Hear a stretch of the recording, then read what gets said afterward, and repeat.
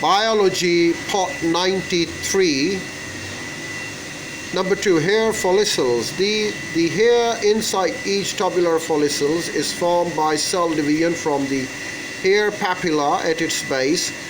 The hair grow at a rate of approximately 0.3 mm per day. Old hair are shed periodically and are normally replaced by the new hair, which develop in the same follicles. Baldness is due to progressive loss of active follicles. The follicles lie at an angle to the skin surface, but attached to the strands of muscles and called rector pili muscles. These can be contracted to hold the hair shaft at right angles to the skin, producing small bumps and goose pimples. Body hair is quite useless for temperature control in the humans, but in animals with fur and raised hair uptrap a thicker layer of air which acts as insulator to reduce heat loss. There are number 3, sebaceous glands. The sebaceous glands are usually found inside the hair follicles and secrete oily fluid called sebum. This helps to keep the hair and skin surface waterproof and flexible, and may have some function in preventing the growth of harmful bacteria. Sweat glands.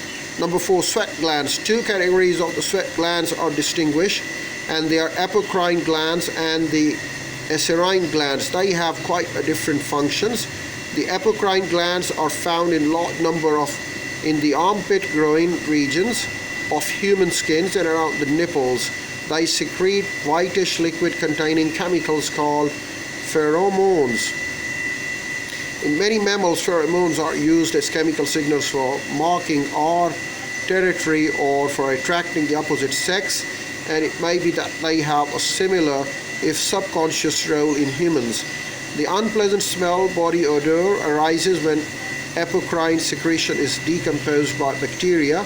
Ironically, it is sometimes combated by perfumes which contain pheromone secretion from the apocrine glands of the other mammals. Modified apocrine glands in the external air produce air wax and the cerumen. The acerine glands produce the watery liquid known as sweat.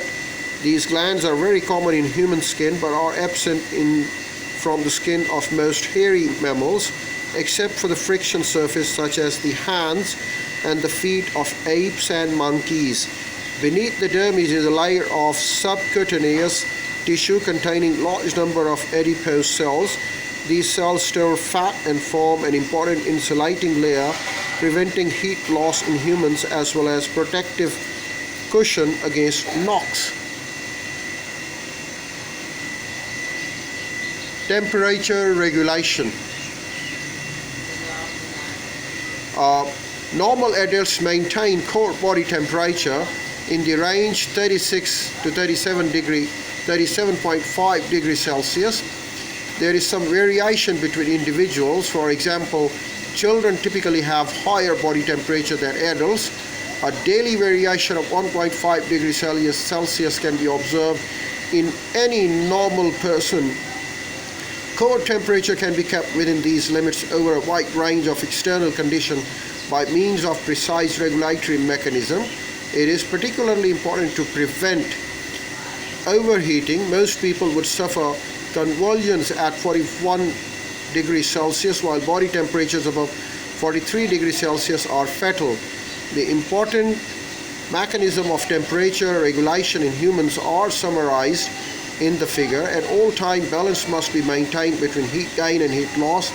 This is achieved by increasing the heat production in the cold and by regulating the rate of heat loss from the body. And that's how it works along.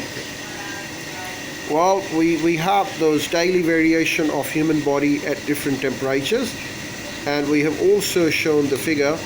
And then there is in fact a demonstration, and that talks about the skin temperature, cold temperature, external environment, talks about skin thermoreceptors, central thermoreceptors, talk about cerebral cortex, talks about the cold center, hot center, too cold, shivering increase with the metabolic rate, and the vasoconstriction, reduced sweating, reduced metabolic rate, and vasodilation, increased sweating. These are all the things that are mentioned in our demonstration today.